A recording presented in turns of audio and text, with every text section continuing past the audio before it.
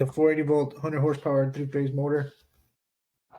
I need to find the minimum voltage at the terminals. Okay. So it's like a voltage drop or a starting voltage or so whatever, what have you. That is a rule that has to do with the fire pump. It effectively, you want it to have the rated voltage it's supposed to have at the beginning of the startup and during the running time as well. And so they restrict that. I want to say it's like 5% and 15%, but let's look it up real quick just to see it. It's 695, and it's toward the very back of 695. So it's, I don't remember off the top of my head the exact suffix sub-article. But it's like one of the last 2 pages in the article, if I remember correctly.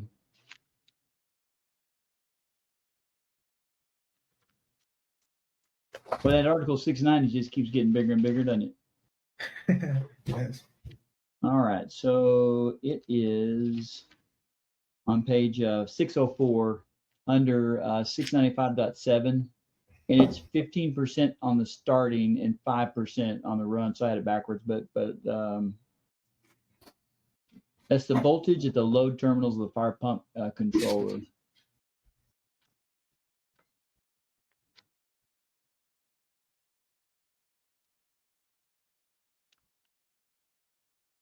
Okay.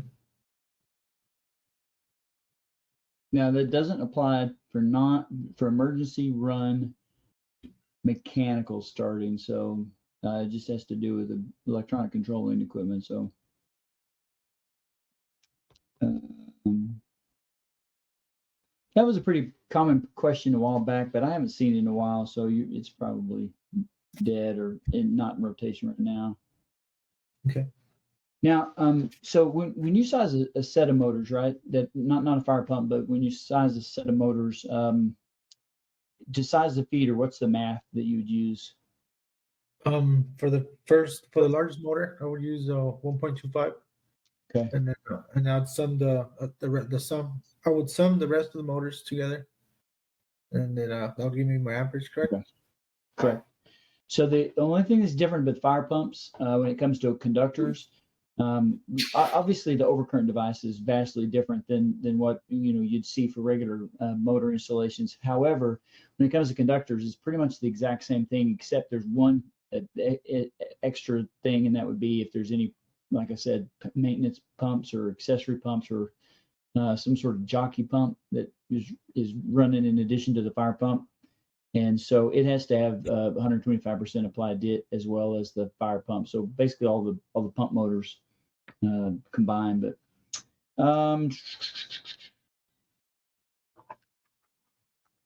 let's talk about transformers really quick. What kind of transformer questions do you remember seeing on your test? Were they calculations? Were they sizing the breaker? Were they sizing the wire? Were they? Yeah, sizing the second or there's a couple of questions. One of them is how do you calculate the primary ampacity of a 75 kVA transformer? 10.5? So 75 kVA. 75. What'd you say? I'm sorry. 75. Oh, 7.5. Like a 7500? 75 kVA transformer. Okay. Oh, 75 kVA. Oh, I'm sorry. Yeah. Gotcha. All right. 480 volt. So let me see here. I'm going to use my iPad for this because I really need to draw this out, make it a lot more simple. We talked about Ohm's law real briefly, and we didn't really get into it very, very much, but we also talked about the voltage drop kind of briefly, and I put that voltage drop formula in a little circle. I don't know if you remember that from a couple days ago or not. That circle is a mathematical relationship, and what I like about that is that once somebody showed me that, it's made a lot of the math that we use on a regular daily basis just almost like secondhand. I can put transformers in the same little circle diagram and use a formula as well, instead of trying to memorize all of the IP over secondary IP over SP or have you seen those formulas before? Do you like the primary turns and the secondary turns in the ratio calculations? Yeah, they never really made a lot of sense. I mean, obviously they're sensible. I'm not trying to say they're not, but there's a lot of variations. So you've got four different formulas to try to memorize. For me, I've always looked at it like a WAV. All right, let me show you what I mean. So one thing about a transformer that I know that I can take kind of as a given is that the rating of that transformer is going to be the same on both sides, right? So on the secondary side or the primary side, if I know I have a 75 kVA transformer, then I know that I've got 75,000 on both sides, and I can just use that kind of as a given value.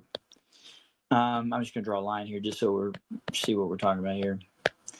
And typically, I know the voltage of a transformer, so it's going to be 480 volt / 208 volt or something of that nature, depending on what we're talking about. But let's say that we were talking about trying to figure out how to calculate the ampacity. Well, if I'm looking at this side right here on the primary, a 75,000 watt transformer, 480 volts, that is a WAV formula, which is wave. And that little circle, can you see that? I don't know if you can or not. I had it on the screen. Okay. That little circle, that line that separates the two bottom and the top, that's a division line. And of course, the line that's separating the amps and the volts, that's a multiplication line. So that is your, I guess your formula part of it, right? Let me see. I'm gonna stop sharing and share it again because something's not working here. All right. So we've got WAV, and instead of trying to do all of the IP calculations and whatnot, I'm going to look at this as this equals this on the primary and secondary side. I'm basically looking at two formulas that are identical. WAV on the primary side, WAV on the secondary side. And if I know the nameplate, then I've got at least one value for both sides. And like I said, I typically know the voltage. So you're going to take that 480 volt, and because it's a bottom variable, you're going to divide it into the top value. Now, the thing about three-phase calculations or three-phase voltage systems, a three-phase system is a lot more efficient than a single-phase system doing the same amount of work. And so mathematically, to showcase that, I mean, if you think about a three-phase calculation, like, well, a single-phase circuit is like one guy riding a bike by himself. I mean, if you're on a bike by yourself and you're trying to pedal, you're going to have a lot of power when your pedal on the left-hand side or right-hand side is at the very top. Here's your little wheel right to your sprocket, and there's your pedal, right? When you're starting to push down on that right there at the very top of that circle, you're going to have a lot of power or push, behind that initial force to try to make the bike move forward. But you get down to about right here when the position of the pedal is about right there, you don't really have much force left anymore, and you don't have any at all on basically this entire swing all the way down and all the way you get all the way to the back, the reverse side to the top again.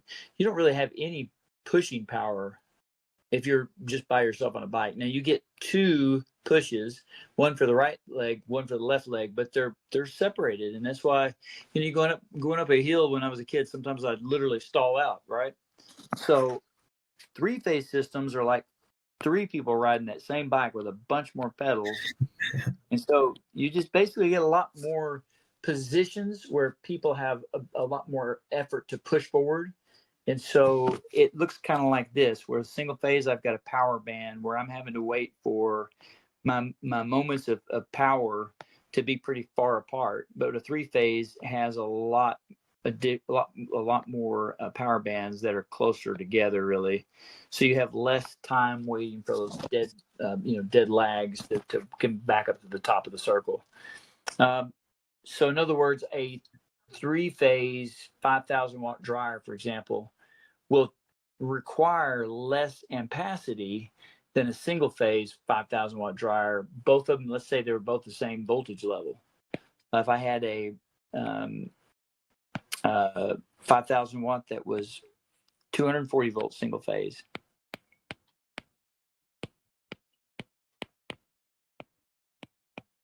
and I had a 5,000 watt dryer that was 240 volt 3-phase.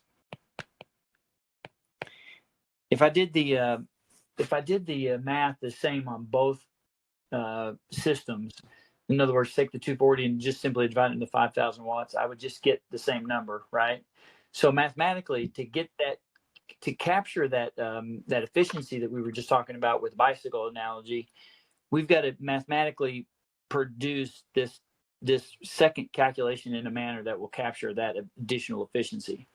And so what we do is that we take the square root of 3 on the 3-phase calculation side. And the square root of 3 is 1.732. It goes on and on for quite some time, but most people will remember those first 4 digits. On this particular test, they only refer, care, or even look at the second significant digit after the decimal. So 1.73 is enough to remember. It'll get you through this exam and be close enough.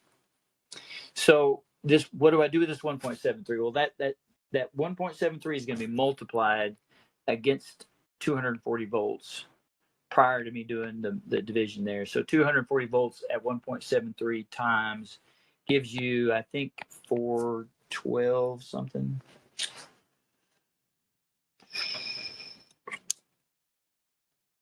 What are you doing, calculator?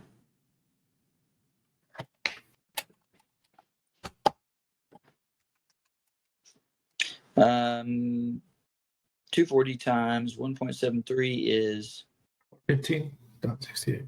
415. Okay, thank you. Dots what? 68, sir. Thanks, sir.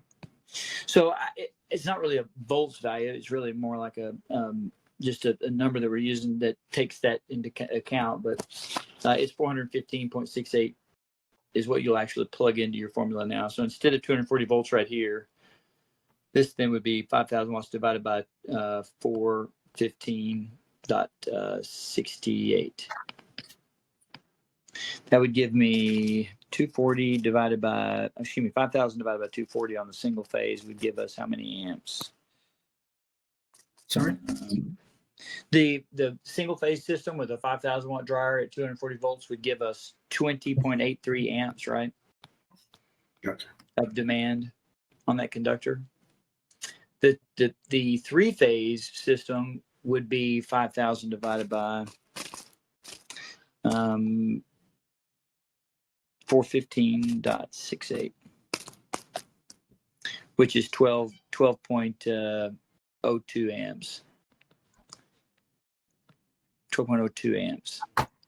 So you see the difference there is 8 amps worth of difference between A phase and B phase. Now this is each one of the wires in that service. In other words, in the single phase, both the A and the B, those are both going to require 20.83 amps each. So it's really technically, if you wanted to think about it, I guess 41.66 amps. If you took all the individual legs by themselves, and then of course the 1208 on the 3-phase would be 3 of those, so it'd be 36.24, right? So it's not as big of a difference as it looks like, but it's still a much more efficient system that's a lot less of an ampacity than what the same appliance in single phase would do for you. All of that being said, transformer calculations are probably where you'll see that 1.73 business more often than you would in other places. With motors yesterday, we didn't really talk about 1.73 because we just went and used a table value. And so you don't have to apply that 1.73 to the FLC tables. They're already it doesn't apply in this particular in that particular calculation. But if you're doing appliance calculation, you're trying to figure out what a 3-phase X amount of wattage on that 3-phase system would require, then that's where this 1.73 comes into play. And you'll see that with transformers a lot more frequently than really anything else. So we go back to that 75 kVA transformer you were talking about, right? 75 kVA is 75,000 volt amps. And so if that's a single phase 75, I don't know if they make a 75 single phase. I know they make a 50, no, a 45, a 50. But at any rate, 75,000, if we were to divide that by 208 volts. What would they give you reckon? If it was a single phase 208 volt, 75,000 divided by 208. So that'd be 360 amps.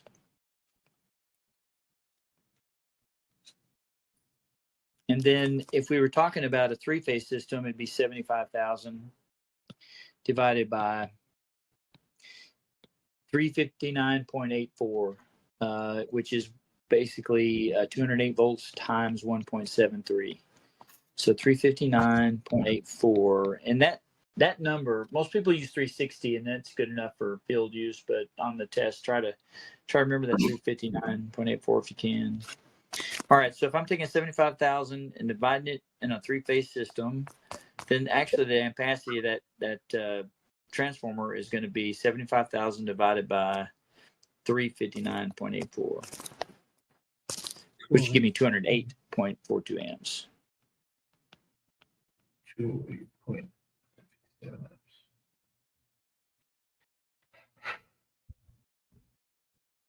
That'd be single phase. This would be three-phase on the 208. The 208.42 amps. That's three-phase calculation. We have 360 amps on the single phase 208 volt. 260. That's a big difference. That's 160 amps. Yep.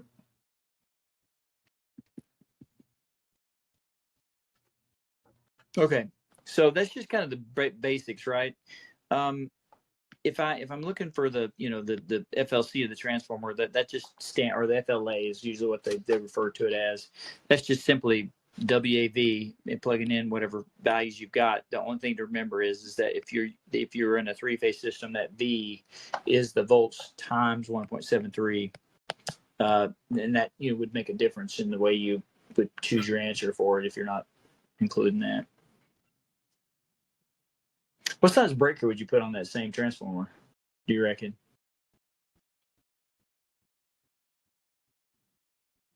The three-phase one there. Would it be a 400 amp? On the single phase or the three-phase?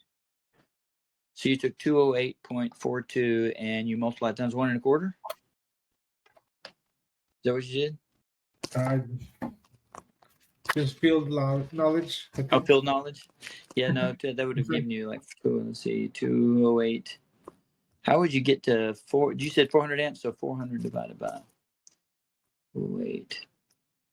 What would you have used to get that? So you'd had 1.92 multiplier to get that. 400 amps is what you put on the 75 kVA on the primary side? What is the if this is a 208 volt three-phase transformer? It's either a step up or a step down, and then in the step that's usually associated with it's going to be 480 volts. Yes, sir. Right. So we're really a 75 kVA with 208 volts. Really, we're most likely or most commonly talking about a secondary side of a transformer that was a 480/208 volt transformer. So if this secondary side, which we could have had it. I mean, it was interchangeable, right? It could have been the primary or the secondary technically, but if this was the secondary, then on the primary side, what would your FLA be? At 480 volts. No, sir. So to calculate the primary on a 75,000 kVA transformer, 75 kVA, I'm going to take 75,000. That's the W in my calculation, and the A and the V is what I'm going to plug in there. And if it's 480 volt on the primary, then it would be 480 times 1.73, which is going to be 830.4. So this number right here, I want you to write these down. That 359.84, which was really important, and that 830.4, 359.84, and then 830.4. Those are numbers that you'll use, quite frequently on a 480 volt system where you're trying to do some kind of math there. So we take the 75,000 and we're going to divide it by On the primary side, divided by 830.4, and that's going to give us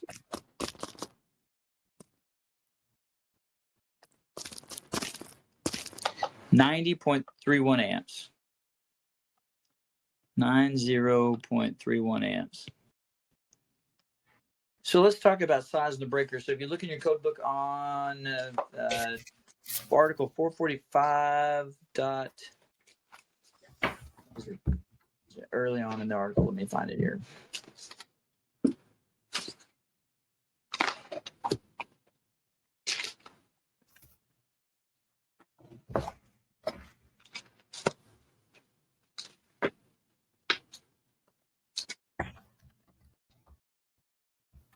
I said 445. That's generators. 450. Sorry.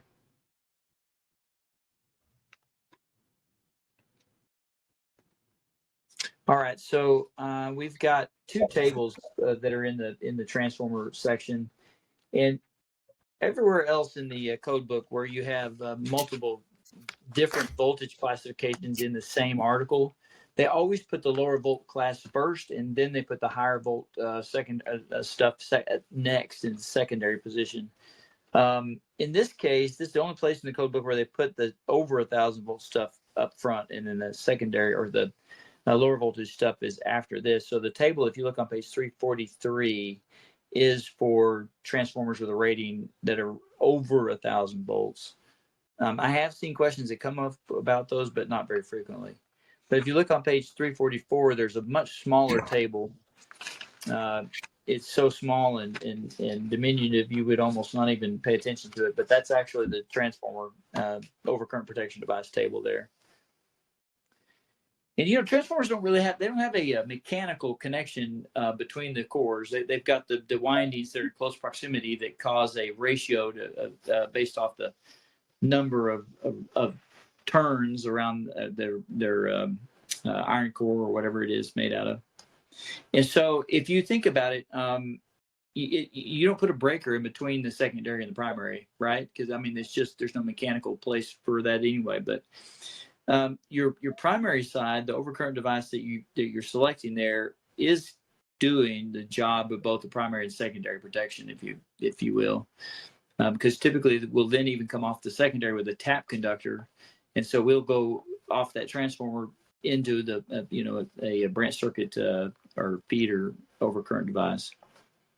And so there's really not that. If that breaker were to fail, the primary breaker would have to take over and pick it back up. But primary only protection would be where you just have a breaker on the front of that transformer and not anything else after that. The tap wouldn't land on an overcurrent device, nor would there be any other factory installed item. But primary and secondary protection would be a kind of a special installation where the manufacturer is actually installing a secondary protection system for the windings that does truly protect the secondary by itself. There really isn't a secondary protection in most of the transformers I've ever installed. It's just simply the primary that we set it for. So the top row is usually where I'm going if I'm trying to size a breaker for a transformer. That's the bottom line. And then the table at the top's got primary protection and secondary protection. We're usually worried about the primary protection, which is the first three columns there. And it's usually over 9 amps. So 9 amps or more, it's 125%. And then the note 1 just allows you to round up. So the breaker of that 75 kVA transformer, if we install it the way we normally would do, which is primary only protection, we just take that 90.31 amps and multiply that times 1 1/4. And then we would be allowed to round that up to the next standard size breaker.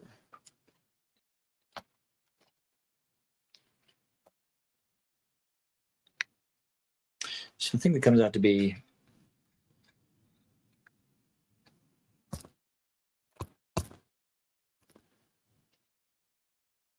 112.8. 112.8 is what you got. So you round it up to a 125. 75,000 divided by 830.4 gives me 90.31 times 1.25. 112.89, and I think there's nothing between that and I think 120 volt, if I'm not mistaken, 125 amps. So we put a 125 amp breaker on it.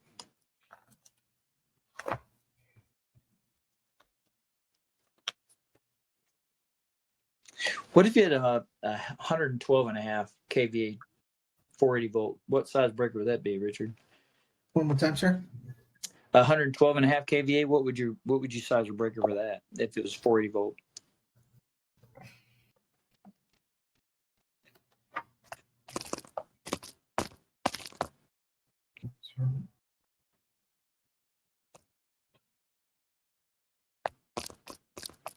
Would it be a 150, sir?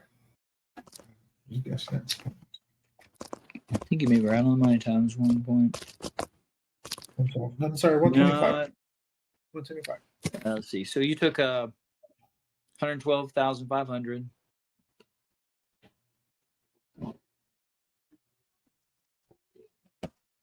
And you divided that by 830.4. Give you 135.47. And you multiply that times 1.25. And give you 169.34. And that 169.34 would be 175 kVA, would be the next standard size. Yes, sir. Yeah, you don't have to worry about memorizing the breaker sizes. Just remember that it's on page 100, and just don't forget to, look them up, because there is some oddball breaker sizes on that table. Like there's a 110 amp breaker that's kind of a weird one that's used in some residential applications or some other places. But the only other transformer calculations. So the bottom line is that if you'll remember, that really what we're talking about with the transformer calculations is simply a WAV formula, and we're doing it on both sides. So, I mean, we usually know the voltage, but we don't always have to. They give us the amps if they wanted to. But remember that the kVA would apply to both sides. So in that case, that 112.5 kVA was the nameplate for both the secondary and the primary.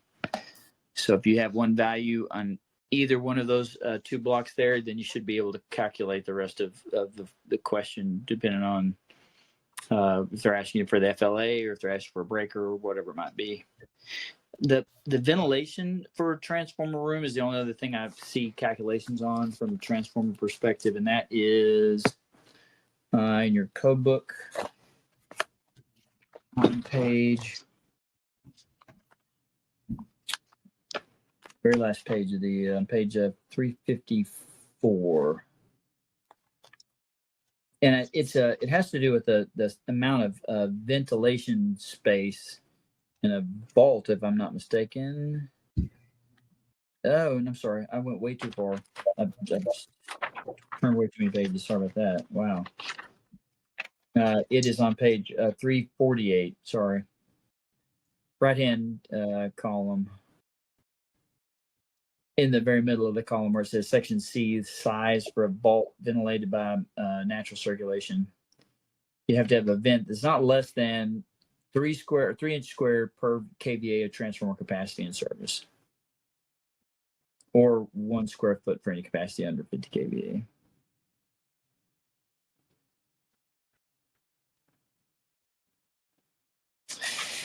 And then fire rating for transformer rooms and transformer vaults. So a transformer room is a requirement if you have a transformer that's 112.5 or larger, and you'll see that rule.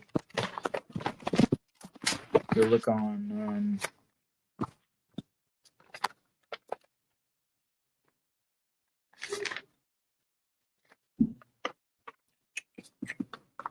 page 346 on the right-hand column under 450.21b.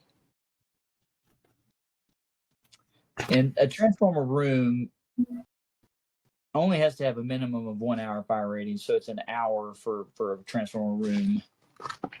Transformer volt, on the other hand, transformer volts are 3 hours, and that's the big difference between the two transformer areas. One of the room is only an hour. Transformer volts are 3 hours fire rating.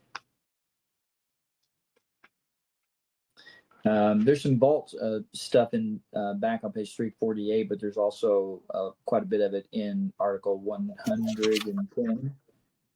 But if you look on page 348, bottom left-hand corner under 450.43, 41 and 42.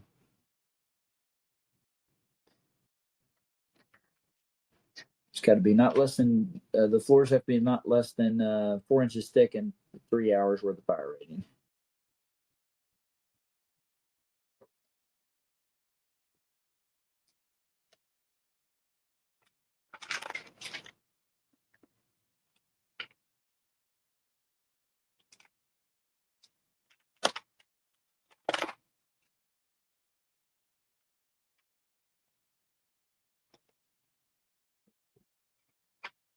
Does that make sense to you?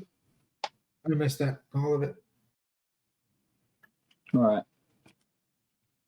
We stopped yesterday. I mean, unless you have a particular other questions, I mean, I don't mind just kind of going through the test material or the handouts or whatever you feel like you'd be comfortable with. We've got a couple of just small things to make sure I cover with you, like the optional method for electric kitchens. Okay. Are all electric or gas and electric kitchens, and that has to do with commercial load calculations, basically. So I thought we'd just kind of pick up where we left off with the residential service calculations last night. Okay.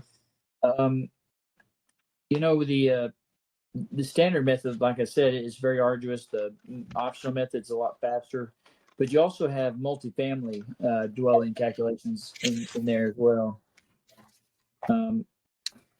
All of the multifamily is part of the optional method of calculation, which, there's, let me step back a second.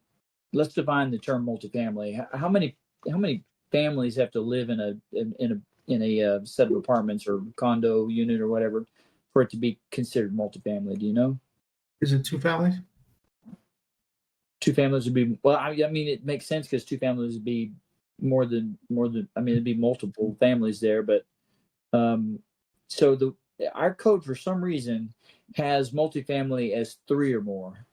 So we define single family homes, but we also have a 2 family home specifically defined in our code book. So it's a single family, a 2 family, or multifamily after that. So it's three units. And you'd find that in the definitions under dwelling unit, I think.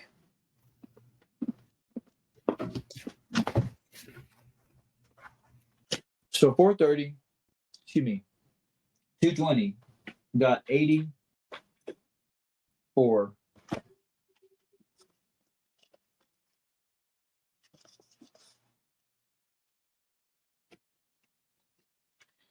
Richard, it sucks getting old.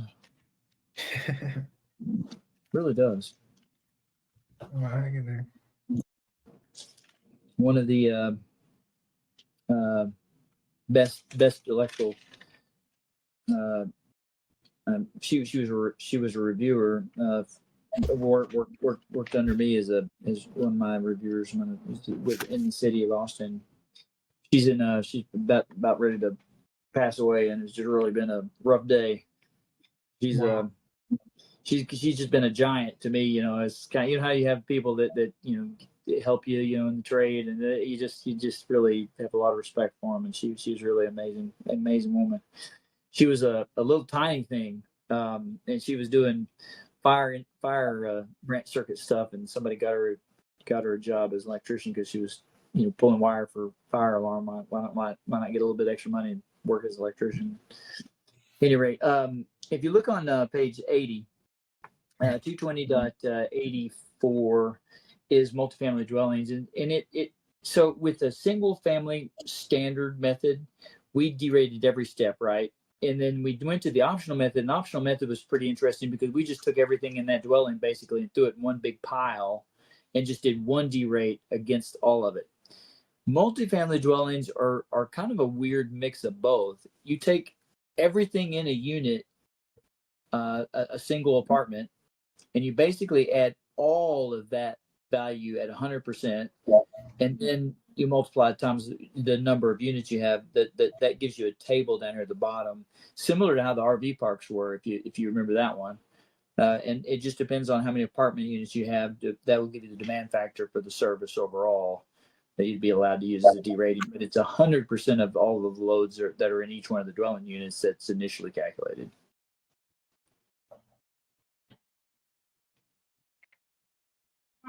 Three or more. Gotcha.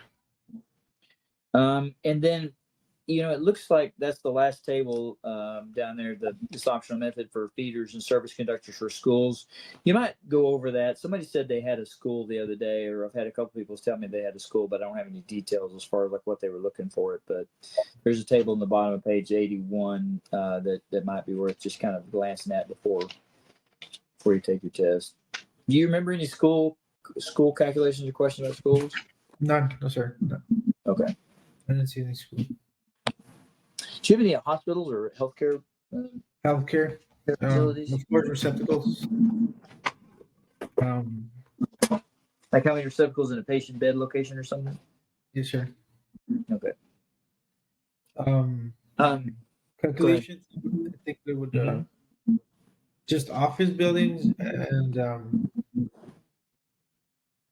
multifamily dwellings. Okay. Well, one of the multifamilies, you were saying that you were adding ranges to each unit, right? Right. But it was an existing service that was already there.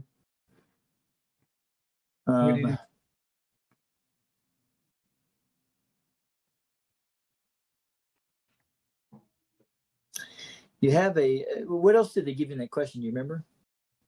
Like, what are the details? Might have been a single phase 240 volt ranges that they needed to be added to the load. Okay. What would be? But they didn't give you any kind of like square footage or dryers and things that went with it or anything. I don't recall, sir, to be honest. Okay. So if you had let's just say that you had, do you remember if they told you to use the optional method or the standard method by any chance? Negative, sir. Okay. And what was the number of units? 16? I believe it was 41 units. Oh, 41 units. Wow. So 41 units. We're adding just a range and nothing else to it. So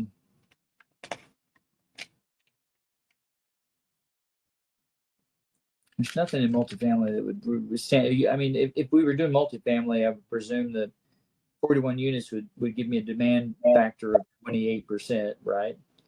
And if I've got, however many 41 units, if I'm adding a range in each one of those units, I would take that nameplate of the range and multiply it times 41 and then take that derating factor against the whole mass. But I just want to make sure that I'm not missing anything, but there's not anything else that's because it's electric space heating equipment is not to be installed or it is to be installed, one of the two. That's the trigger for the difference in existing dwelling units. But for multifamily, determining existence load. Wait, here we go. Oh, you know what? Are you sure it's 41 units? I'm not sure, to be honest. Okay. All right. Under 220.87, there is an allowance to add an electric space heating or to a feeder for multifamily, and it's over there on the right-hand column, page 80. And you're making me there's something in the back of my head that's starting to trigger. But it's permissible to calculate the load or feeder that supplies 3 or 4 or more dwelling units of a multifamily dwelling in accordance with table 220.84 instead of part 3 if all the following conditions are met. No dwelling is supplied by more than one feeder, and each one has an equipped electric cooking equipment. That's what it is. So you're allowed to use the derating factor of 41% against the whole block of nameplates instead of using the range table on page 78.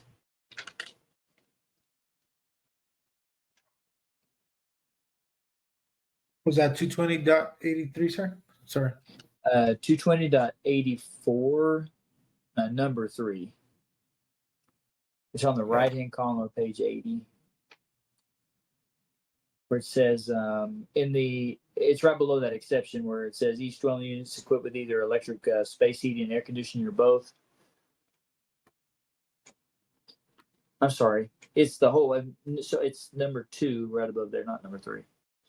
Number 2 says where each dwelling unit is equipped with electric cooking equipment. So what this is telling, this where I'm getting at is that if they were asking you to do a 41 ranges, significantly the exception there, excuse me, not the exception, the heading of part A tells you that you're allowed to use the table down here on page 80 instead of the table that's on page 78. So if you're adding ranges to a unit, then you're using this table on page 78. Did I say that backwards? No, you'd be using this table on page 80, not on page 78, if you were adding ranges. Table 220.84. Well, so no, it's Article 220.84, note 2 there, but it's the table is. I'm sorry, 220.84 is right. That's the right table number. Gotcha. I took the Washington state exam not too long ago, and they were brutal on multifamilies. A bunch of duplex calculations as well, which I really wasn't that strong on. Duplex. Had a lot to do with that range stuff right there. Was Texas your first language, sir? But basically what they're getting at is that if you have a range in each one of the units, it doesn't have more than one feeder, and it's got electric space heating or air conditioning in it, then you're using the value that this table on .80 would or page 80 would give you, and that would be derating factor of 28%, instead of going back and doing all the math on page 78.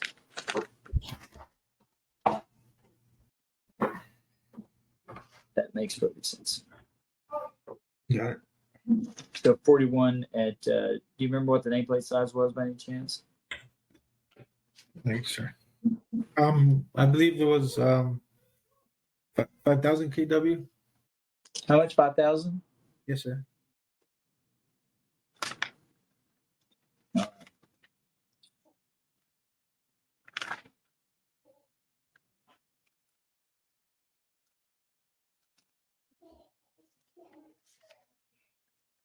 How do you feel about Ohm's law? Are you pretty strong on that?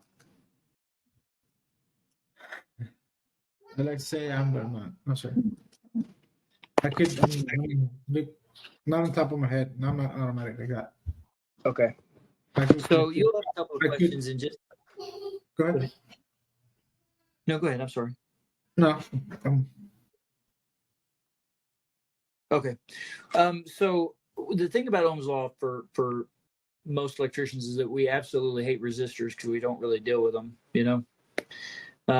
but we're not talking about resistors as in like the color bands having a certain percentage of resistivity or whatever. What we're talking about, and this is just using as a Ohm's law value. But let me. Do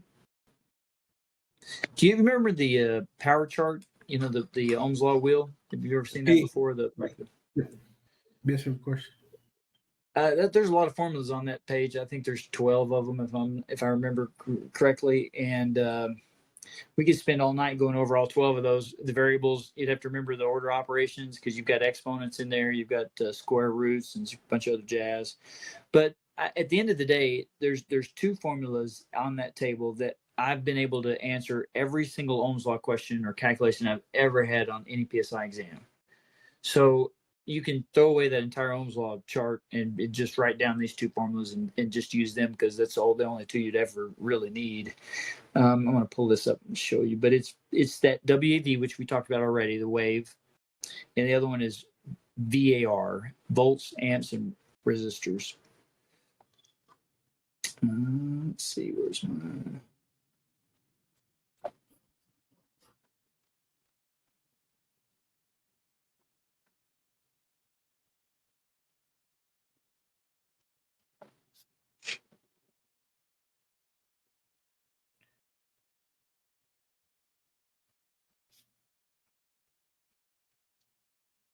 You're supposed to have taken this week off so you could just sit at home and study, right? That was the plan, but it never happens that way. So are you going to, what's going to happen at work if you get your master's license? Like, what are they going to do? Just give you a raise or is it a promotion? No, I'm probably not, boss. I'm probably gonna. There's other company men who are interested in expanding the electrical side and the power line side, so they're offering me to go ahead and bring that to the table. Cool. All right. The secondary, the primary construction of it. If you're smart, are you going to be like a part owner or anything? I mean, you're going to get some kind of a. Yeah, I'm gonna get Got to. I got to actually. I just want to cross this bridge first. I've thought about certain things, but I don't want to get ahead of myself just quite yet. Sure. Until I pass the test. Well, you'll get there for sure. But I will tell you, you just if you're working for a company like Powerline or anybody, if you use your master's license in an official capacity, there are some things that you want to make sure you get up front, like you want to make sure the insurance specifically lists you as an additional insured party, because what you don't want to do is have them basically lawyer up if something goes wrong and then end up charging you as an individual as the responsible master electrician, in charge at the time of the accident or whatever. Happens, believe it or not, quite often. I was in a court case where they called me in as a witness for the defend or for the plaintiffs, and they were complaining about this installation that got somebody hurt. And so the company that hired the master electrician, that he was their employee, they were long gone and left him hanging. And so it was just him, and they tried to go after him, personally. So you just want to make sure that you've got yourself listed on the insurance policy specifically as an additional insured, so that in case that if they go away or go bankrupt or go out of business or whatever, that insurance policy was still in effect at the time of the incident, so you're covered, at least by insurance, so they can't try to isolate you by yourself. All right, so Ohm's law. These are the two formulas right here in a nutshell that I think are the two that are absolutely, bar none, those are the two you got to know real well. The rest of that pie chart, you can forget about it. It's not worth even worrying about it. Okay. It's the wave chart. The wave is watts, amps, and volts. Is that the same as power, amps, and voltage? Yep, the same as PIE. Okay. A W is a watt, a P is power, VA is volt amps, but they're all effectively the same. It's a work unit. Cool. A mechanical converted work unit. And then VAR is the same thing as the EIR, right? And here's the reason why, instead of using EIR and PIE, and I fought this for a long time because I learned this as EIR and PIE because that's just the way we were brought up. But the thing about both of those formulas is that I don't refer to E as or voltage as an E. Like when I'm looking on my meter and I'm trying to measure the voltage, it's not giving me electromotive force, it's giving me volts, right? So I was watching this YouTube channel, that's been about a decade ago, and this guy was like, you got to teach your students to use this VAR, and I'm like, oh, that's horseshit. Nobody will ever listen to that. They'll laugh at me if I try to throw that at them. But I tried it in one of my classes once, and man, it was just so much easier because you don't have to sit there and convert them mentally, because you instinctively know what an amp is, right? So anyway, those two formulas, you want to write them down the back of the code book somewhere. Those two formulas, if you get lost, all you got to do is just draw them out and then plug in whatever numbers you have, right? I mean, that's all there is to it. Now, there's a difference between a series calculation and a parallel calculation, but the underpinning, the formula right there is the same, right? All right. So in addition to the VAR and the WAV, the other stuff that you have to... I can't see the second one. Oh, sorry. I can't see Go back. Is it too bit like cut off? I can't see anything. Oh, you can't see anything. It's because I'm not sharing my screen is what it is. That's why. I was sharing my iPad, not my computer. And that was not very good. All right, there we go. Share. Thanks for telling me. Let me make it a little bit smaller so we can see it. Can you see that better, or can you see it better if it's like this? That's perfect. Okay. There you go. Even better.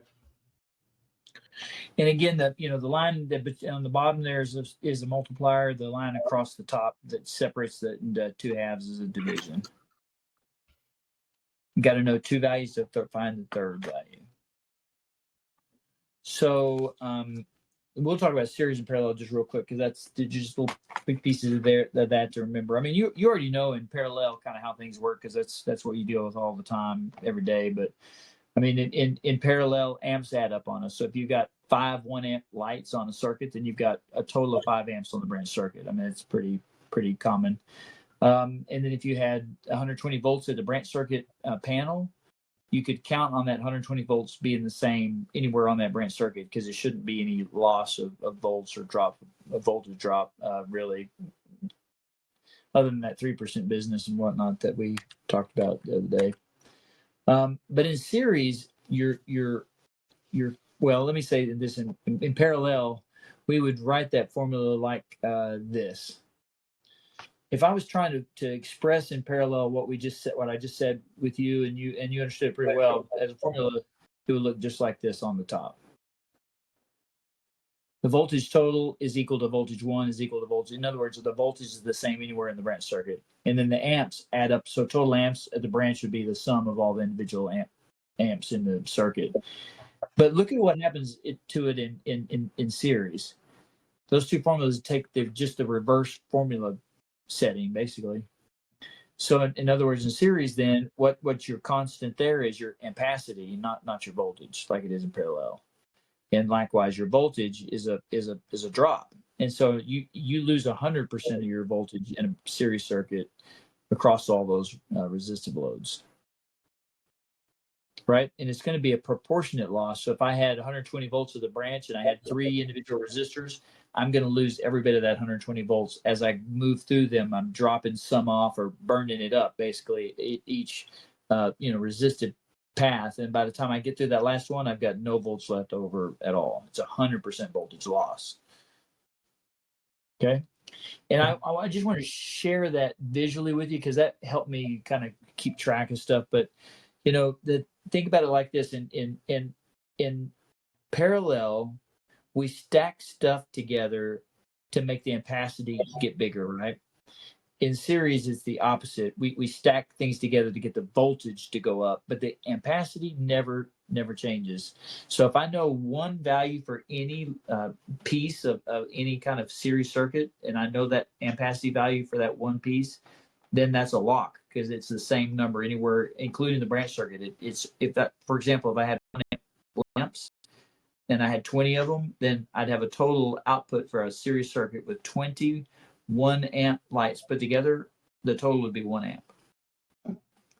It doesn't do anything but be the same. So that's the first thing. It's kind of, think about it like this: if that's a constant value, then that's the first value you want to try to find in a series calculation, because that's going to be the help that you need to unlock other parts of the calculation.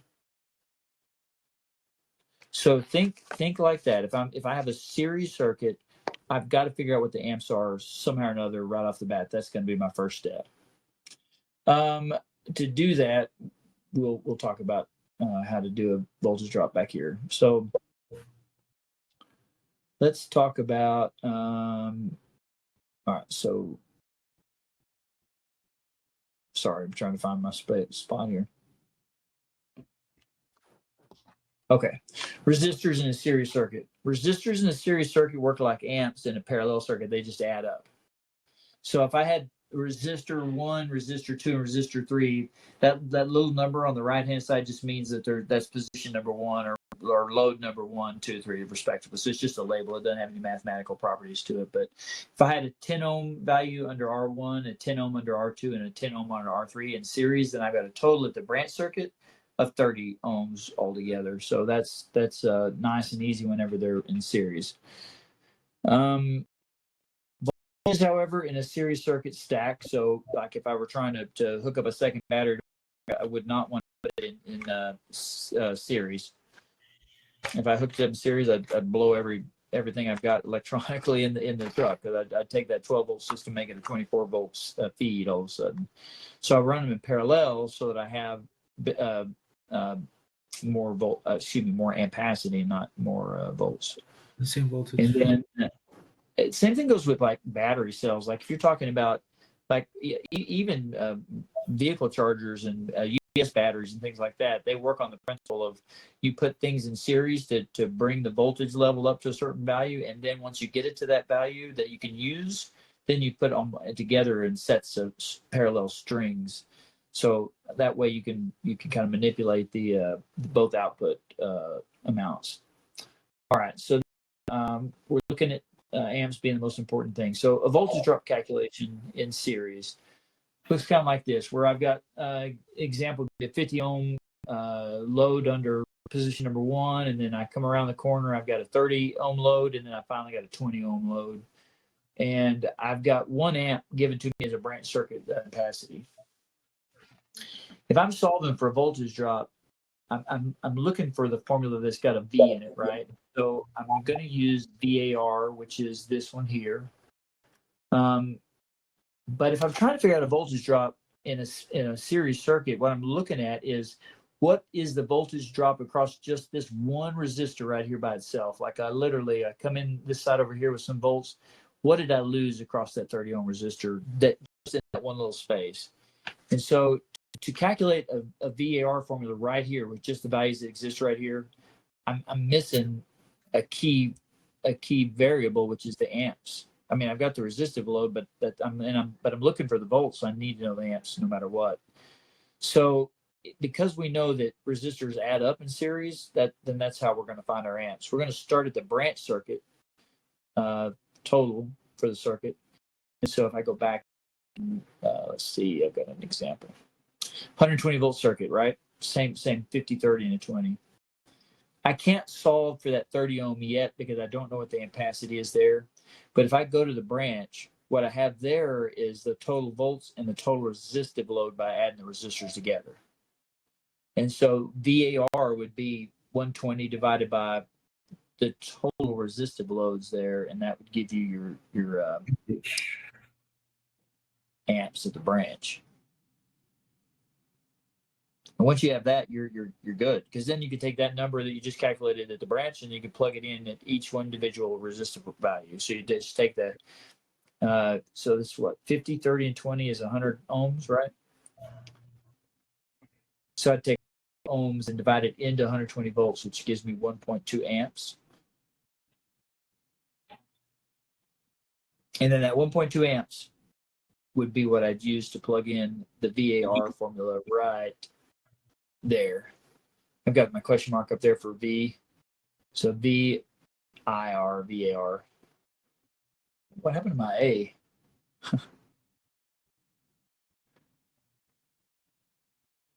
Same thing there, and same thing. Basically, I'm going to do that same formula 3 times or 4 times, however many there are, each time trying to solve for. Sorry, let me go. Let me take the next slide. Oh yeah, I'm going the wrong way. There.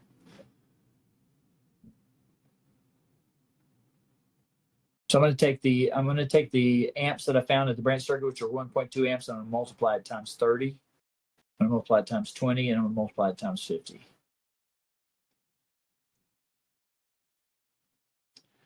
It's going to give me the individual voltage loss across each one of those resistors. So in series, let's give you a recap. Makes it real simple. Step one sum up all the resistive loads and divide them into the volts. You're looking for the amps of the branch circuit. So if they give me, 240 volt circuit, and I've got, 3 resistive loads, the first step is to add the resistors together and divide it into that 240 volts branch. Step 2, multiply your value in step 1 times each individual resistor by themselves, and that's as simple as it is. I mean, you're looking at the voltage loss across that resistor every time you do that. You said sum up the ohms, the resistance. Step 1, add all the ohms values together. So it'd be 100, correct? Yes, sir. Yep. I'm sorry, I overheard. And then divide that into the volts of the branch circuit. And divide that by voltage. You divide the voltage by that number by the total resistance load. So you take 120 and divide it by 100.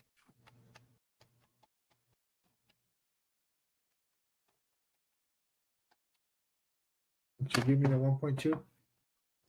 Yep. And that's the ampacity. That's the total amps for the branch circuit, but it's also the same as what each individual ampacity would be at each one of those resistive load locations. So the second step that would be.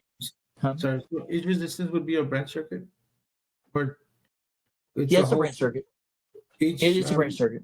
Each resistance? Or the whole circuit is one branch circuit, correct? All 3 resistance are running series, correct? Are you talking about a voltage drop calculation? Negative. I'm just trying to figure out what you mean by a branch circuit.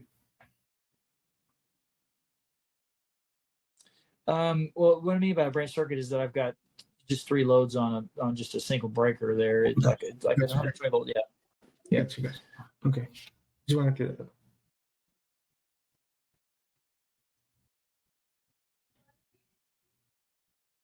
And you wrote down step 2?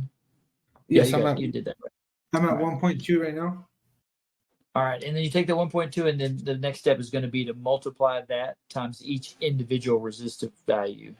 Okay.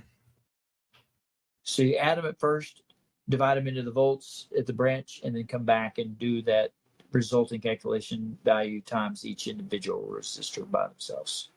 So it'd be 1.2. So 1.2. What does that give you? 1.2 times 50 is 60, I think.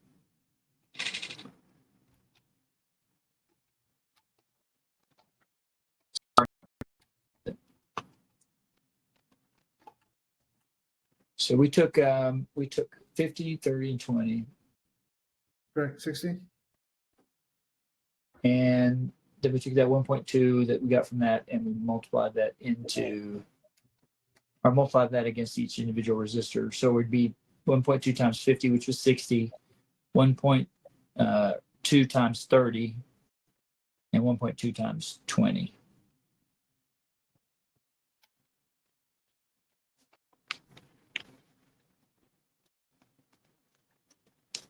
That gives you 60, 36, and 24. Gotcha. And you should be able to add those numbers back up together and get exactly 120 volts, just as a double check, if you ever needed to. Gotcha.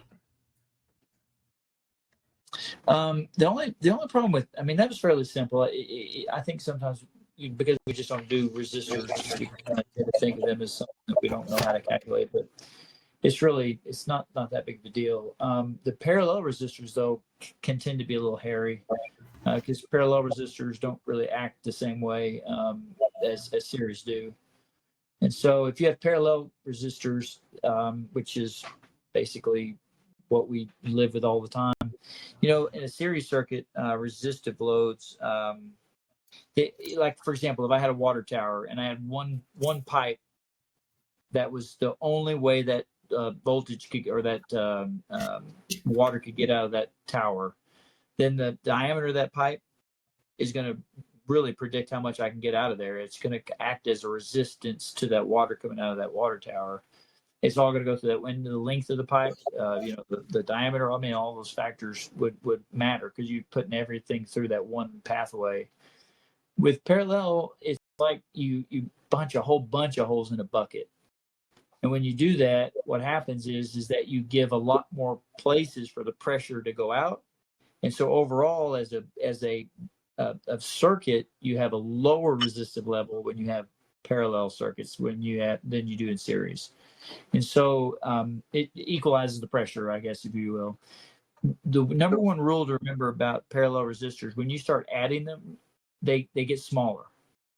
And they'll always be as a total smaller than the individual smallest resistor in the equation. Okay. So like if I had a 3, a 6, and a 9 ohm resistor, I can tell you right off the bat, the sum of all of those added together has to be less than 3 ohms. That's just a rule.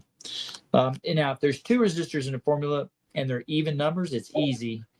2 resistors in the same circuit and they're exactly the same value in parallel, it's just going to be half of whatever that individual resistors are. In other words, if I had a pair of 10s, right?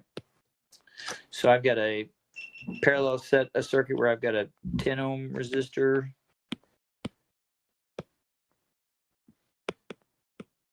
and I've got another one in parallel, right? If they're equal values like that, there's really no math. The sum of those together is going to be 5 ohms. So it's just half of whatever that number would be. If you have different values, well, then that's where your formulas are going to have to come into play. If I had a circuit with resistors in it that had parallel feed or parallel resistors, if this was 10 ohms and this was 15 ohms, now I can't just take half of that number. I've got to do some math, okay? There's this formula that's pretty easy to use, and it's called resistor formula, believe it or not. Really a technical formula there. It is right here on the left-hand side of that page, if you can see that. It's really simple. It is R1, which is resistor number 1. Oh, you can't? Okay, sorry.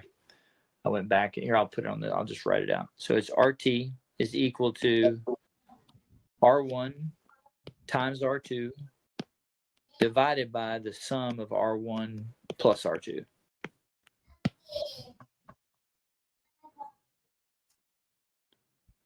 So if I have 2 resistors in parallel, that's the formula I want to use if I can help it.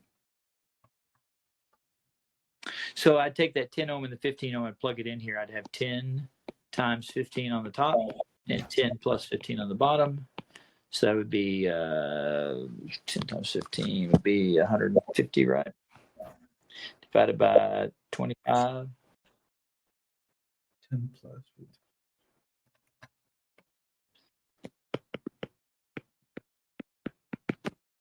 And that'd be 5. All right. I don't need to know any other values. I don't have to know the amps or the volts or anything to be able to tell you the total resistive value in a circuit. If I'm just looking for total resistors, and there's only 2 of them, that's the formula. The math's pretty easy. What if you had a service that had parallel ground rods? The rule in the code book says you can't have a resistance to ground of how many ohms? Do you know off the top of your head? Is it 18 ohms? You're close. It's 25, I think. Anything that's 26 or greater would be no good. No good. So I'm trying to keep this service down to a less than 25 ohms or less. I'll show you where that article is, just so you'll have a reference for it. It's 250.50.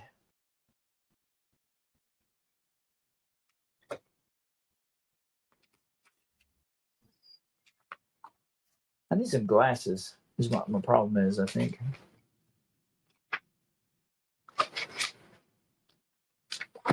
My son broke mine, so I have to wear these dark things every day. Is that what that is? Yeah. I thought you were just trying to be cool.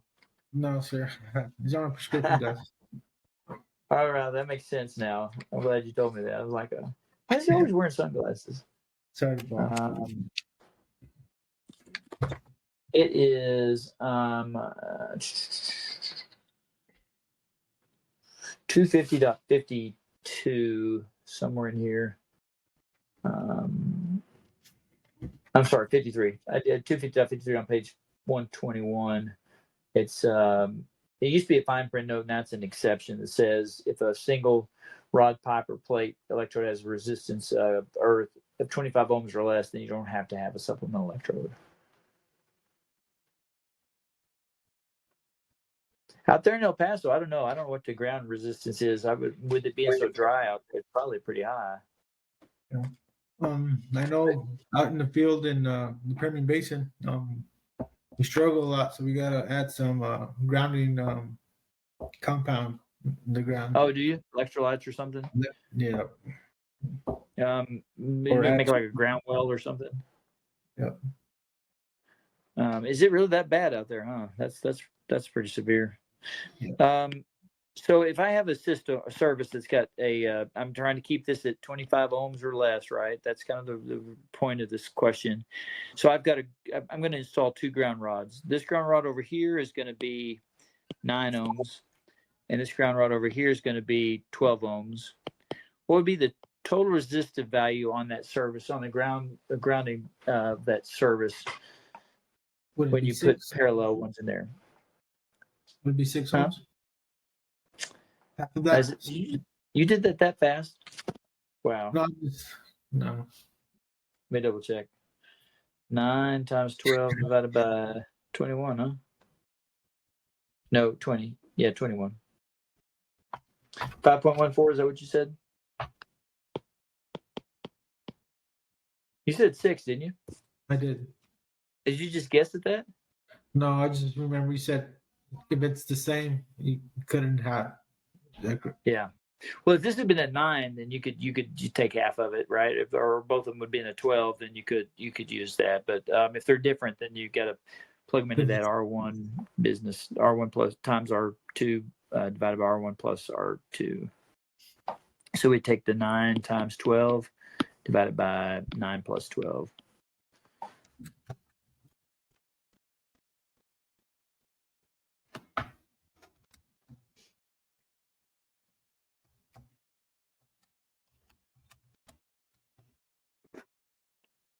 And you'd end up taking 5.14 as the total resistors there.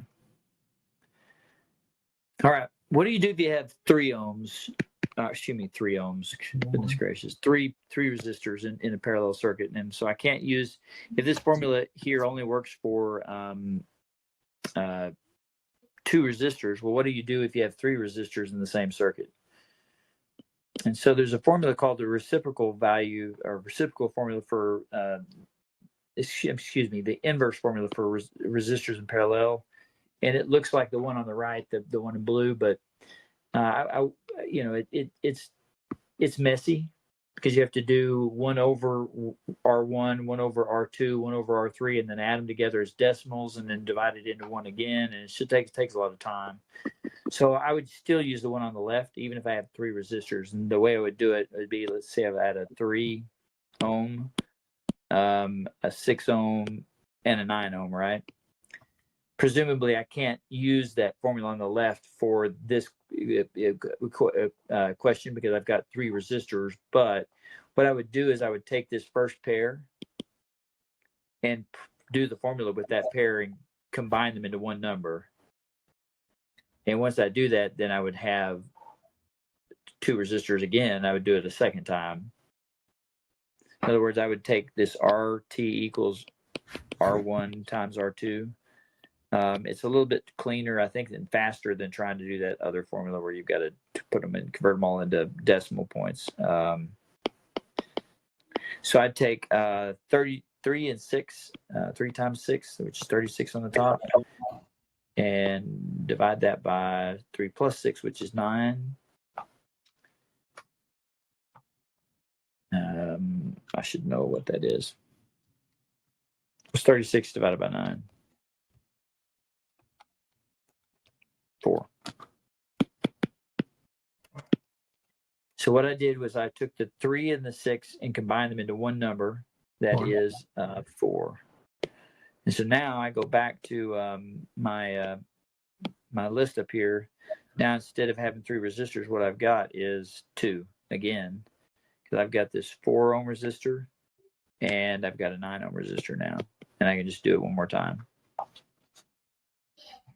I'm just collapsing it down into pairs. That makes sense. Yep. That way you got one formula to remember. It's not a complicated formula, and it's not time consuming either. So I think you could be able to wrestle that down. All right, that's resistors in parallel. Watts is the only thing to talk about a little bit more, and Watts is the thing about Watts is that it doesn't matter if it's series or parallel. Watts going to always add together. So if I had 3 watts in a circuit, whether it's series or parallel, I'm going to get the sum of all 3 of those added together. It doesn't change. So that's the one part of that WAV that's nice, because it doesn't matter whether it's series or parallel.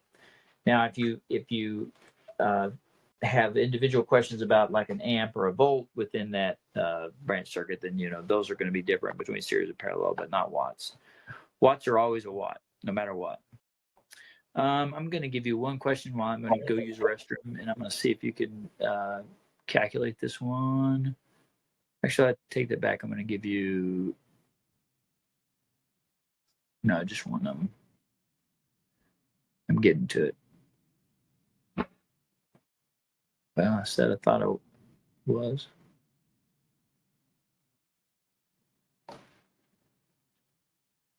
That's kind of similar to that one you told me the other day, which was the voltage drop, but we'll come back to that one here in just a second. I'll let you do that one in a minute. There it is, right there. Take a look again at that. It's really just kind of maybe draw it out on the formulas there, and I'll be right back. I can't see that, sir. Sorry. There I go again, not sharing my stupid screen. Thanks for saying that.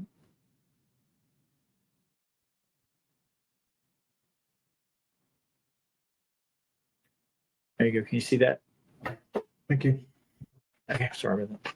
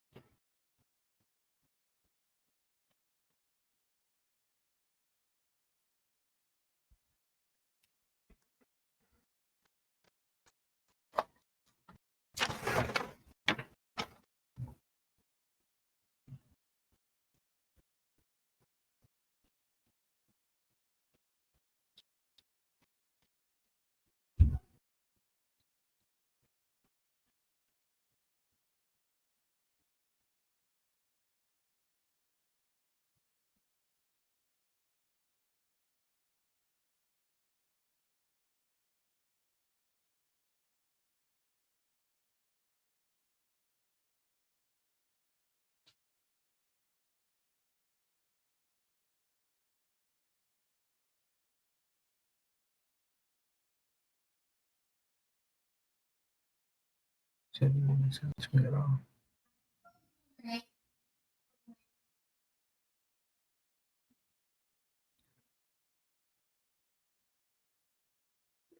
Would be necessary to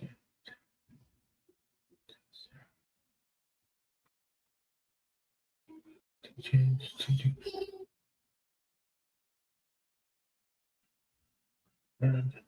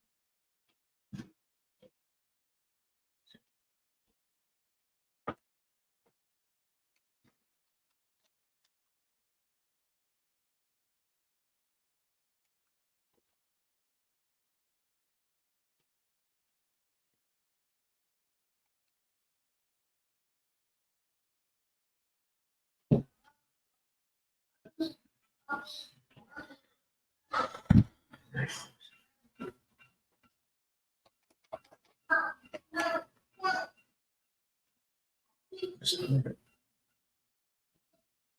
240.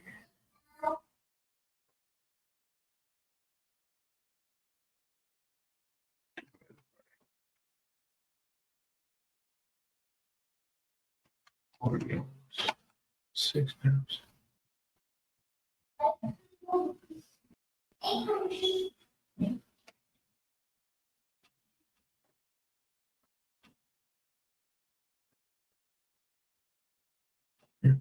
Okay.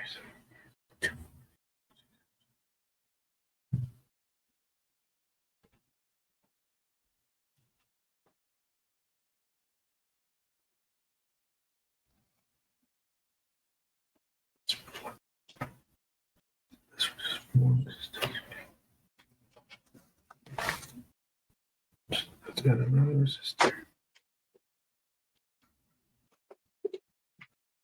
All right. What did you come up with? 80 ohms, sir.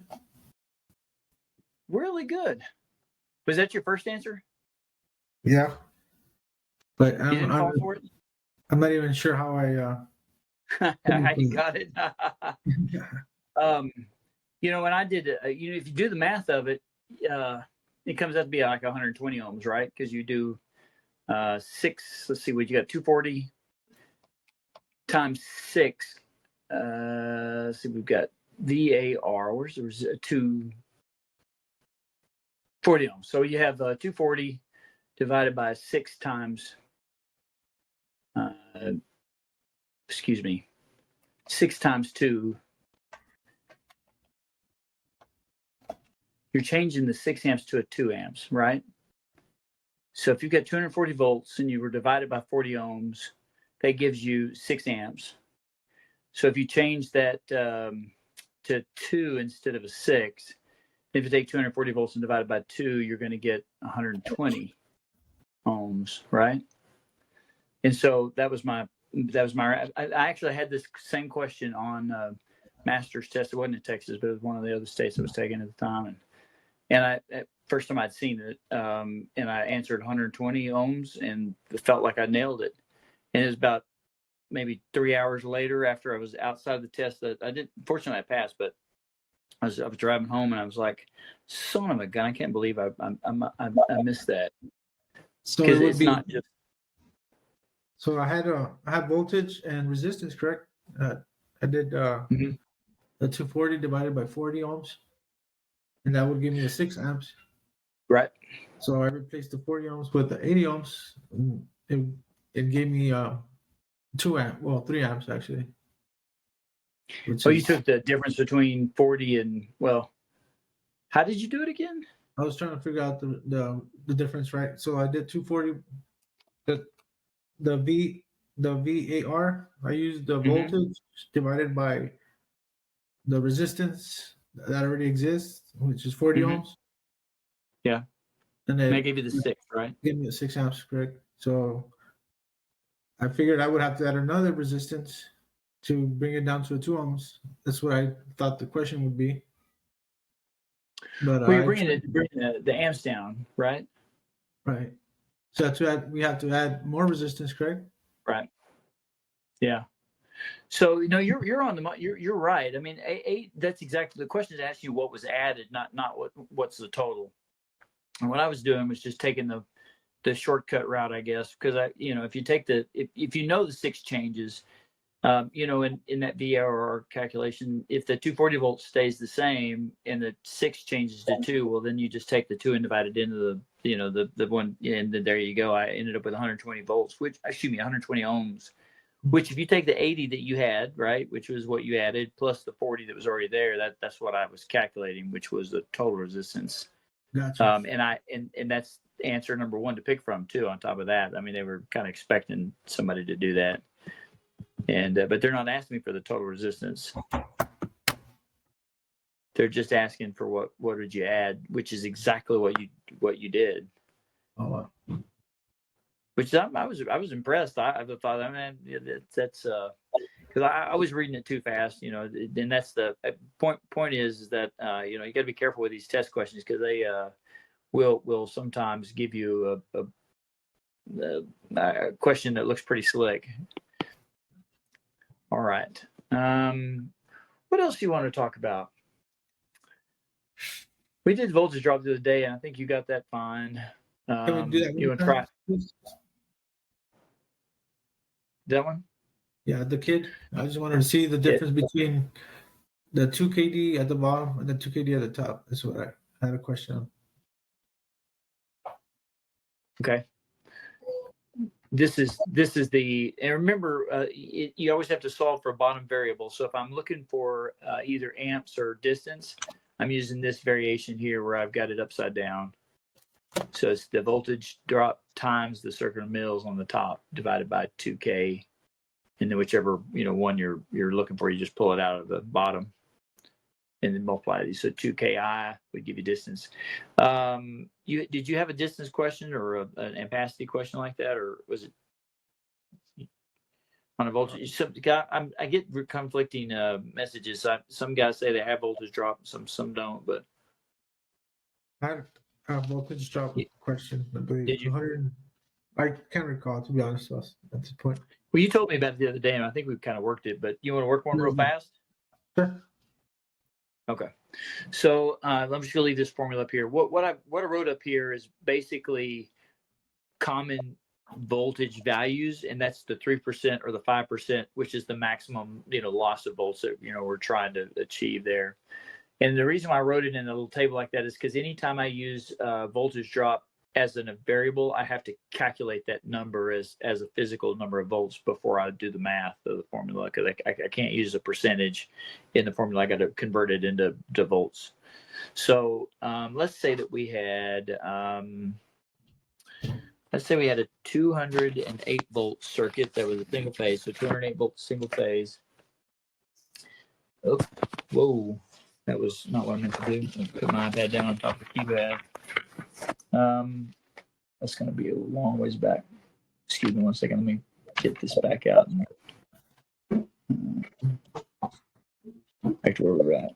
So let's say it was a 208 volt single phase service that was installing a dryer in an outbuilding away from the main building at 300 feet. And so at 300 feet, what would we run for a 30 amp dryer wire size normally? Number 10? Number 10 for 30 amp. Okay. So let's say it was a number 10 then. We had a number 10 at 300 feet, and we were looking at 30 amps at 208 volts. What would be the voltage drop given those conditions? I'll write all this down if I forget. So 208 volts, single phase, 30 amps of the ampacity. The distance is 300 feet, and we got a number 10 wire. We're looking for the percentage of voltage loss that represents. So we use the formula at the top there, that 2KID with a VD and the CM on the bottom. The VD will be basically coming out, so we're going to take the top and divide it by the circular middle number there. So it's 2 times 12.9. If it's not stated, then it'd be 12.9 for copper. Times the 30 amps for the load, times the distance, which is 300 feet on the top. And then you remember where to get the circular mills on page 705. That's table 8.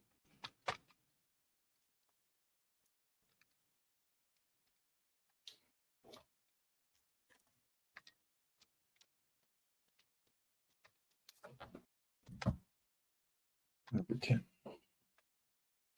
So on the top row there, I got 232,200. And the bottom is going to be 10,380. I better look it up. I think that's what it is, but I need to double check.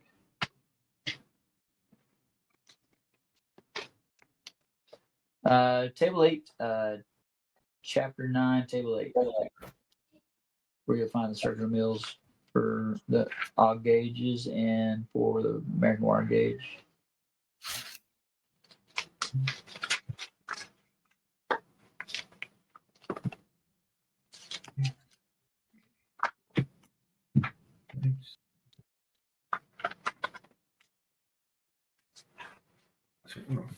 And I got the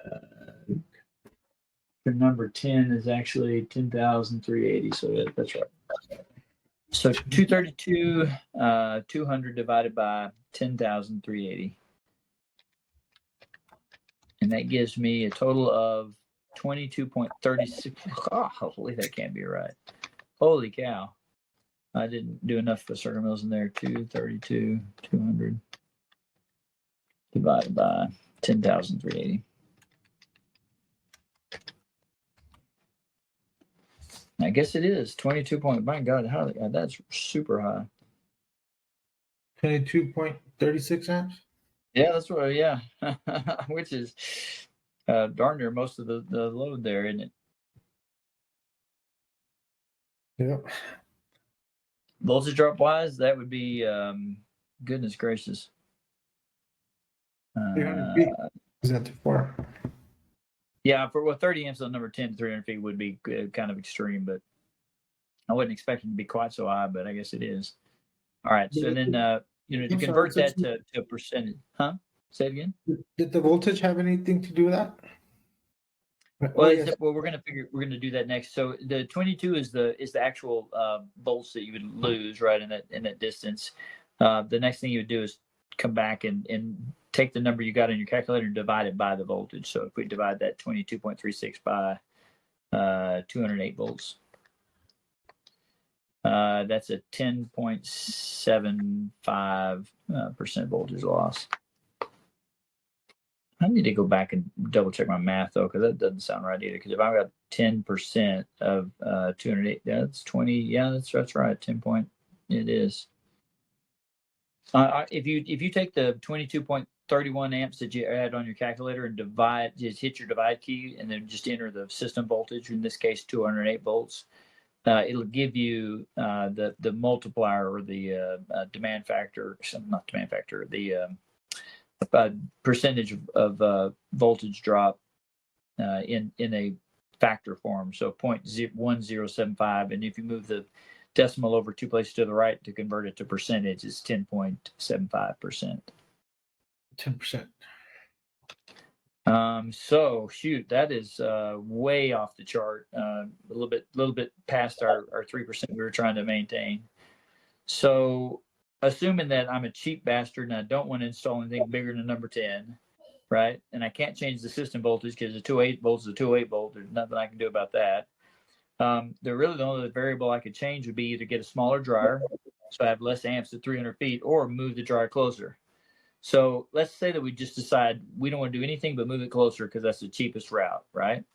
So if I want to figure out what the maximum distance that I could run that for, it's basically the second formula there. The VD times circuit noise on the top, and then times 2Ki on the bottom. And so if I plug that in, remember the voltage drop in percent, 3% to 208 volts.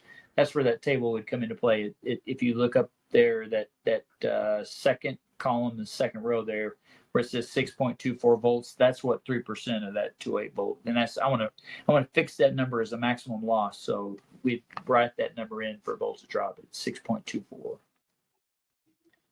So 6.24 volts as a maximum voltage drop times the 10,380, which is what that number 10 is good for, divided by 2 times 12.9 times 30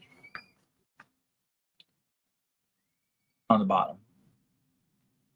So 6.24 times 10,380.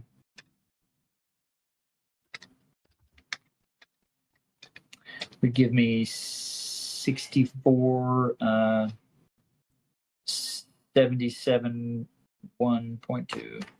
So 64,771 on the top, and divided by 2 times 12.9 times 30.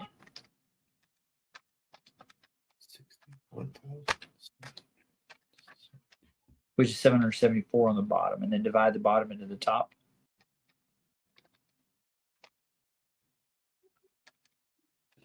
Um, 87.05. And that makes sense because we're talking about feet, right? So 87.05 feet of separation there. So we, instead of going 300 feet, we could go 87.05 feet.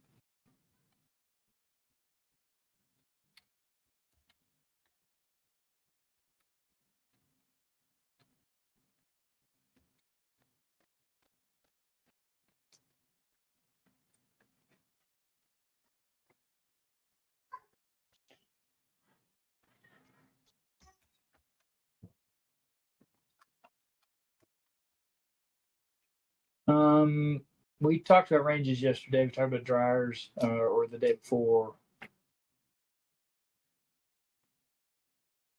So I think you got that down to some degree or another. Yeah, that's. I think that unless you want to go over anything that you've got question wise, I think that's pretty much what I was going to show you. The only thing would be to do now would be just to kind of go back over some of those masters questions that I gave you by email. Yes, sir. If you like. Yep. Did you have a chance to go through and try any of those or read any of those notes? Yeah, actually, I have them here printed out.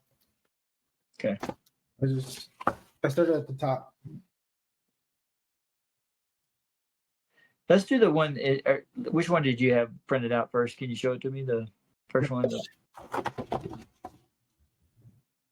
Oh, got you. All right. Gotcha. Did you get one that had? Did you get one that had like 3 or 4 pages that were just typed questions? Yes. Do that one first, if you don't mind. That one. Those are newer questions that are masters. Starts out with like an 890,000 VA service for like an all commercial kitchen, electric kitchen or something. I'm sorry. Which question was it again? It starts out with the question number 1 is like 890,000 volt amps for a service for a all electric commercial kitchen or something like that.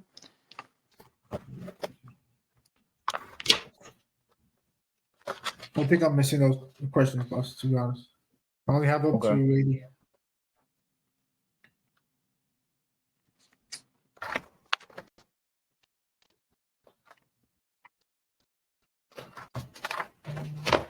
Maybe not.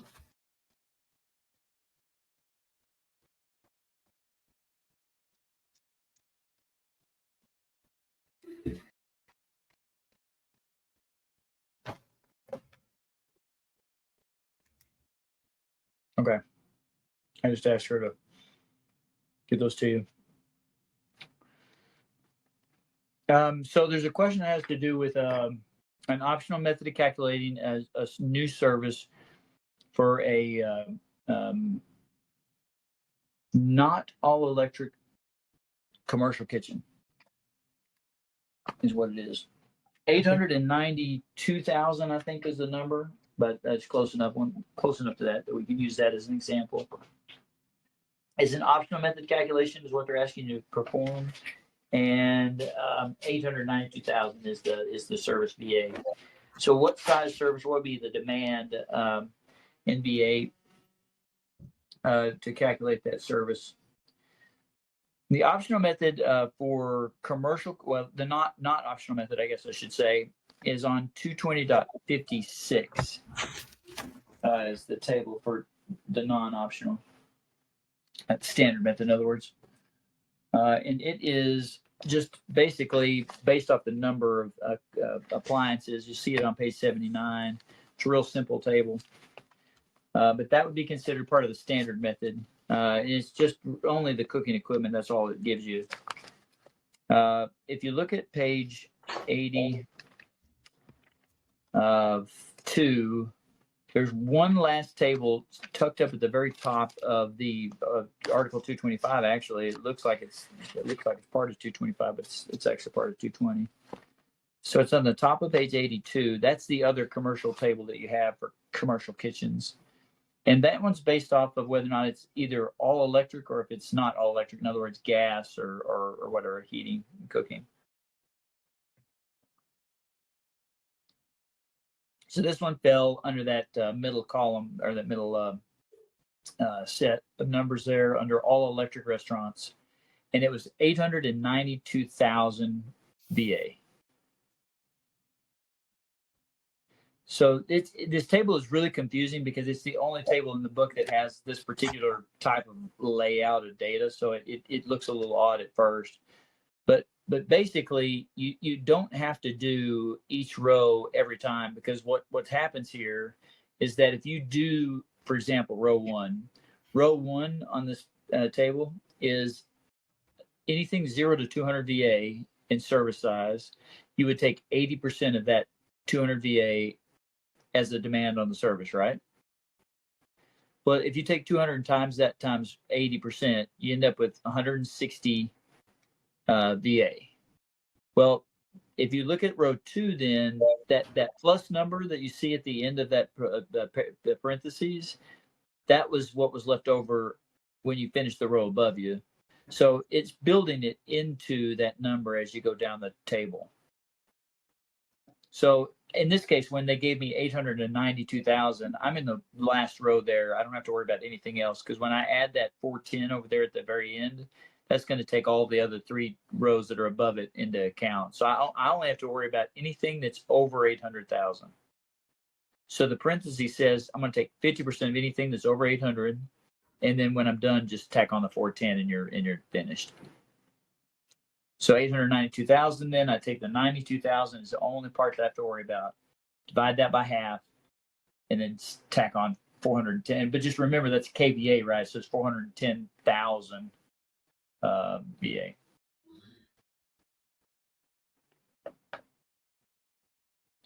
Comes out to be well, half of 92,000 would be 4,600 or something.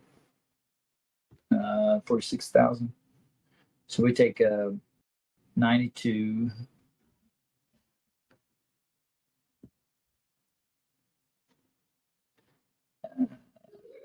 So we had 892,000 total. So we took away the 800,000 because that's already taken care of in that last little step there.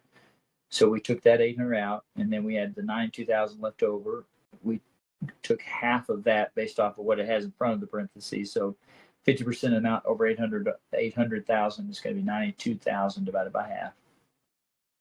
That gives me 46,000, and then add that 410,000 to that number, so plus 410,000, and that gives you 456 kVA as a total number when it's all said and done.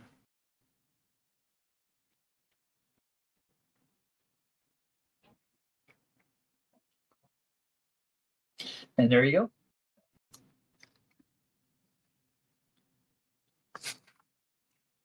What other calculations would you have in here? Probably not much else over in this section except for, did you have any like number of receptacles that you had to calculate or anything like that? Or is that mostly in the code section stuff? The one that always stuck with me was the 120 volt receptacles in the office building. Okay. All right. Let's do that one more time. Do you remember how many there were, or you want me to just pick a number? How many? There was 120 of them. Okay, 120 receptacles, and it was an office building, you said? Yes, sir.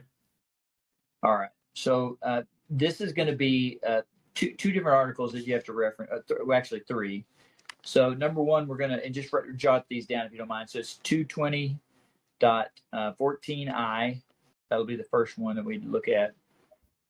220.44, which is a table. That'd be the second one. And then the third one would be 220.14K. Those are the 3 articles that have a bearing on a question like that.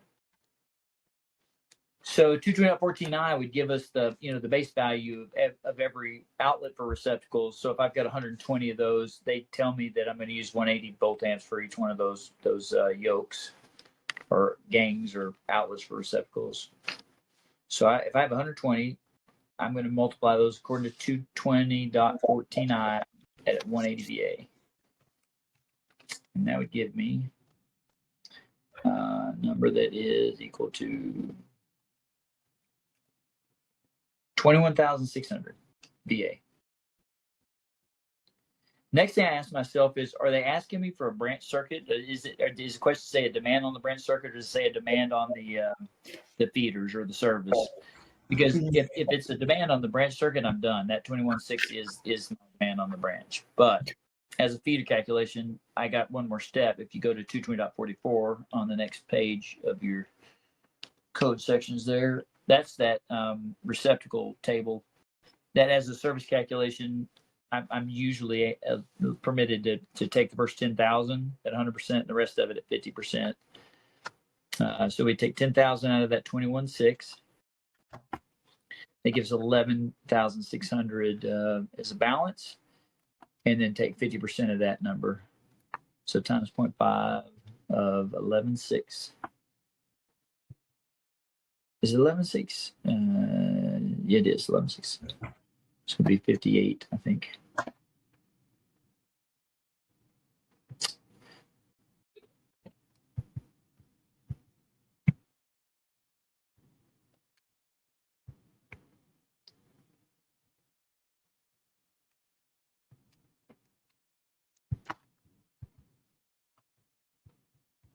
5,800 is right.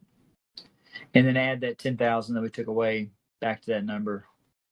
So we'd end up with 15,800 VA as a service calculation, right? And then finally, if you look at 220.14K, office building tells you to do what we just did. Basically, take the derating step there, and end up with a number that's 15,800 as a calculated step one there. But then I also have to look at the square footage. So if they were to have given me 15,000 square feet, for example, in the question, in that case, my demand load of 15,800 would have been higher, and that would have been my answer. But if that would have been a 20,000 square foot office building, then my demand calculation went too far down, and I'd end up needing to take K2 tells me to take 1 VA per square foot minimum, no matter what. I can't be ever less than that. So if it was a 20,000 square foot office building, then all this goes in the trash, and I just put 20K and I'm done. Gotcha. So that's the biggest thing to remember, is that the square footage does not get derated. So, just as a separate step. There were a couple of questions where they didn't give you the square footage, but the reason for that was because they were asking you to calculate a branch circuit. So this would apply for services. Branch, you would not derate them. You would just keep the 100% of that number and be done with that 21,600. We talked about multi-assemblies yesterday. We talked about RV park receptacles the day before. So I feel like you're in pretty good shape with your receptacles. You have a couple other oddball things, but I don't think you'll run across those in on the masters. Those are probably journeyman level calculations. So what do you have? Did you have anything about resistive heating elements? Like, did you have a big electric boiler or anything like that was like 124 amps by itself, or wanted to know how many circuits you'd have to feed it? Yeah, it would be like 1 or 2 circuits, right? 2 circuits. Okay, all right. I didn't understand what that code was talking about until I had somebody buy one of those InstaHots from Germany, and that thing was it came in a kit, and it had 2 separate 60 amp fuse disconnects to mount on the wall.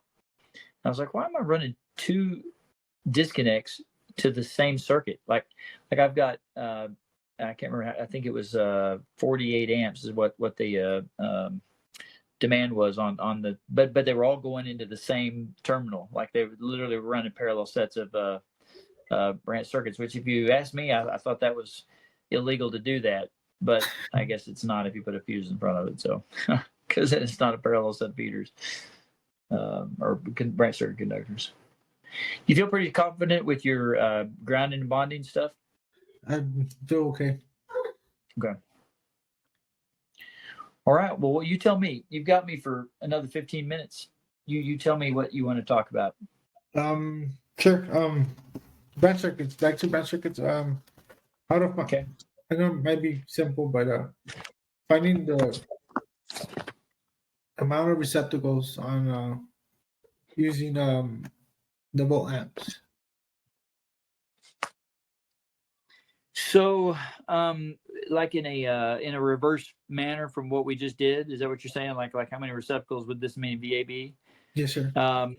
That would, if you had a question that was like that, that's almost an unfair question, because that would take a lot of effort to undo what you do to get there, because you'd be taking.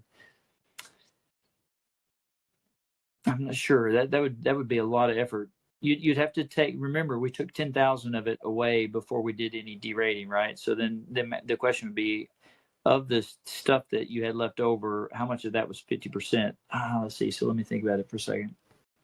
There should be a way to do it. If we take 90% of, I'm thinking. Can you give me an example? I'm not good at giving examples. Sorry. Did you remember seeing something like that on your test, or is this just a generic? Just how many receptacles would be? So here's the thing. Let me tell you why I'm confused with that question, and then maybe that'll help you understand what is going on with it. So, in a commercial building, right? We don't really have any rules for like the number of receptacles that are required. There are some things like if you are installing refrigeration or heating equipment, like serviceable equipment, you have to have a receptacle within 25 feet of the the equipment. So there's that part, right? But there's not really any rule that says in a commercial office I have to have really any receptacles. I could literally just do the whole building and not put any receptacles at all if I didn't want to, except for the ones that are required for service equipment. And conference rooms are the other ones. And we don't really look at the receptacles as an individual calculation, except for in a commercial building where we count them up and just multiply times 180. But that's as a branch circuit, that I could see that question being relevant and easy to do, because if they were to give me, I don't know, let's say they gave me 38,000 volt amps worth of receptacle loads, right? And they were telling me it was in a restaurant. I could take that as a branch circuit. I could take that 38,000 and just divide it by 180 VA, and that'd tell me how many receptacles that I'd have to have. Does that make sense? What I couldn't do is tell you the same question on a feeder calculation, because a feeder calculation, number one, wouldn't be based off the number of individual receptacles anyway. So that would have been a kind of a weird question for them to ask you that. And the second part of that is that when we take 10,000 out of the first step and then take the rest of it 50%, it's kind of hard to do that backwards because it's pretty. I can't even think of the top of my head how to do it, to be honest. So I'd be interested to see if you see a question like that tomorrow. Okay. If you do, kind of try to remember it, whatever you can of it, but. Most likely it was a branch circuit, and if that's the case, then just divide it by 180, and that'll tell you how many receptacles. Round up if you come up with any, fraction or whatever. Okay. So, the number of receptacles in like a hospital bed or something of that nature, you could definitely tell you how many of those need to be, because that's a specific code section under 517.18 and 19. And so those are almost always on a master's QUET test, but they're not really calculation questions, so I don't think you'll see those on math. I believe right? I saw that in the did? knowledge. Okay, the knowledge bar, okay. Not the And those change pretty regularly, but I think they're 14 and 8 or something like that. Does that sound about right? I believe it's 8. That's the ventilation stuff for the electric vehicles, we talked about that the very first night. That's that. So you can handle that one, I think, without any trouble.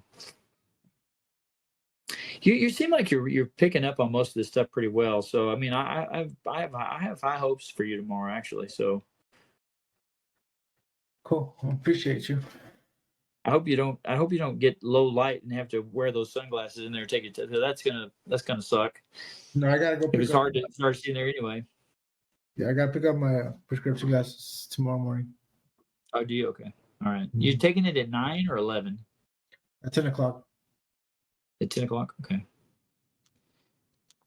What else you got for me? I'm not in any hurry to brush you off. So yeah, if you want to sit there and do some practice questions, and I'll just keep this open if you want. I'll be here to help you, whatever you want to do.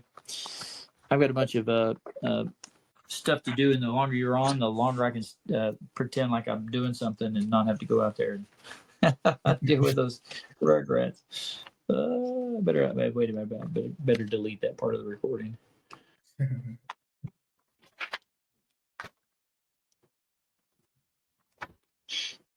Remember the table of contents, though. I will say that's something I think if you'll give that a whiz. If you can't find it in the index, maybe give it a shot and see if you can find it in that table of contents. I have one contents. question actually. I wanted to ask about the word disregarding exceptions. The disregarding, does that mean add or use the exception or not to use the exception? So I've never seen them use that word, but if they are using that, disregarding means you're not supposed to use them at all. Okay. Right? Use them at all anyway, unless they tell you to use them. Okay. So it's kind of. I mean, if you saw that, again, that'd be one I'd like to know about, because that's almost like it does. It's very confusing. Yeah. You know what? Watch. Would you do me a favor? Watch for that tomorrow. If you see them say disregarding exceptions, I'd really like to know. I'm not saying that you're wrong, because I could just see them doing something like that. But that the rule is always to disregard exceptions, except unless they tell you to use them, right? So I mean, if they tell you to disregard them, if it is it double negative positive? Because you already have to disregard them. So now they're telling you again a second time, then I don't know. Another master told me, or a couple of masters have told me that they had a question where it told them to use exceptions or told them to regard exceptions, but there weren't any exceptions in the section that they used to answer the question. Like they've spent a lot of time looking for an exception that didn't exist, which that's pretty cheeky exam writing skill, if you ask me. But all right. Well, I'm gonna keep my cell phone on. You have my cell phone number, so just text me if you're studying. I wouldn't stay up too late. I mean, you've got to get some sleep. And, you're probably better off being well rested than you would be cramming all night. So Yes, sir. I guess all I have is I mean, regardless of what happens tomorrow, hopefully it all goes well and I do great. But if I don't, yeah, I see you have a seminar coming up. Yeah. I mean, I would like to continue. I would have to. Absolutely. I'm committed to help you, right? So whatever it's going to take for us to get through this, the best thing you can do tomorrow, go in there, positive and try your best, right? I mean, obviously, Sure. but plan for the worst, right? That's always plan for the best, but expect the worst. So take a notebook or something and leave it in your truck. So that when you get done, if you don't pass, the very first thing before you call anybody or talk or even turn the truck on, just sit there and dump down anything you can think of that you were having a hard time finding. Not whole questions or anything like that, but if you were looking for a keyword or something for a long time, if you can remember any context clues and write them down, I could probably help you get the right direction on it, if nothing else. So that's kind of an immediate relief deal. But you have to do it right as soon as you walk out the door, because the minute you drive off that lot, it starts to kind of fly away. You know what I mean? Yep. And like I said, it's not whole questions, just whatever you can remember that you were struggling with. And if there were a particular type of calculation, category wise or whatever that you had a bunch of them you couldn't get started with, whatever you can recall of them, that would be good. And then text me a copy of your exam results, as soon as you get done with that, and then whatever you remember. And I'd like to meet with you tomorrow night, just for maybe 30 to 45 minutes, just to kind of go over your notes, if you will, if you don't pass, right? If you pass, then that's fine. We don't have to meet. But you get a lot of bang for your buck if you do it the day of, because you'll still be fresh in your mind, and we can talk about it that night a little bit, and nothing else to kind of give you the right direction to start kind of looking forward. But that would help. Yes, sir. All right. What's closest to you? I guess that would be Odessa, right? But I don't know when we're scheduled for then. Dallas, is that pretty far for you, or is Houston closer? No, Dallas. I would take the trip out there. I think you had one in October. Okay. So I'd probably we got 2 of them in October, actually. Okay. Yeah, we had to do 2 of them in October because we're not going to be here for most of November. So we're trying to get 2 of them in October. So I think we've got one next weekend, and then we've got one the weekend of Halloween, if I'm not mistaken. But check with Mel. Give her a buzz tomorrow after you get through well, give me a ring first, and then let me know, and I'll coordinate with her. If you want to come to the class, absolutely would be glad to have you. Yes, sir. So this is the first time actually conversating or even getting any knowledge towards the code book. To be honest, it's all field knowledge. I've struggled just to try to think about how to go or navigate through this code book, but through what you taught me already, sir, I mean, I feel a lot more confident than I did a week ago. So, yeah. All right. Well, don't change answers that you feel really confident about the first time, but do change answers that if you find some evidence that's pretty clear. I mean, sometimes you are right to change them, but I wouldn't change too many of them. after you, if you struggle with the question and you put something down just because you weren't quite sure about it, don't worry about changing those. I'd be fine with that. But if you felt pretty confident, you answered one and then moved on, don't ever even go back and look at it for real. That's not worth your time. And so every question is worth the same amount of points, right? So don't get stuck on any one question up front either. That's the big thing to watch out for. I particularly like to like, I'll go through all the questions right off the bat first before I do anything, even on the math, because that gives me an idea how many of them are ground and bonding, how many are this section, how many are motors. I just get a feel for them, and then I can kind of do them in chunks. I know just roughly I can skip through there until I find the next one that's that category, because I know there's another one in there. I've seen it. It's good time management wise, but it's also when you do them, like if you have 5 questions that are ground and bonding or something, then you do all 5 of them together, you'll catch yourself making a mistake on the later one that you just got, you know what I mean? And because they're so close together, you'll be more likely to remember that that's a step you missed or whatever. So, and remember that you still get that 15 minutes in the beginning of that pre-test that doesn't hurt you to just let that run. And, just if nothing else, just go through that table of contents just before you start your test, because it'll help you kind of one last time remember where everything's at, article wise or chapter wise. All right. Yes, sir. Well, it's been my pleasure to work with you too, because there's plenty of guys in the trade that they're career apprentices, right? And that's kind of their their mental state. And it takes a lot of guts and it takes a lot of effort to do what you're doing. And especially when you're by yourself, you've got nobody to motivate you. You've got nobody to help encourage you. And you don't really have anybody to correct you if you're not on the right path with an idea or a concept either. And the worst part about this entire code book is the stuff that you don't realize that's related, that isn't written down as related, right? Because there's so much of that stuff where you were in this section, it doesn't say anything about that other one that's 3 chapters dove away, but they're actually linked together. And if you don't remember that one, then you may end up ignoring an important piece that has an impact. But I'm proud of you for forcing that, even though with all those challenges you're still trying to push it. And that means you're a good family man and a good electrician, and we need more like you. That's the truth. So Appreciate you, sir. all right, man. Well, enough of the love fest. Get some studying done, get some good rest, and then call me tomorrow afternoon. Absolutely. Have a good night, sir. All right, man. Thank you for Take care. Seriously, call me though. I want to know. Absolutely.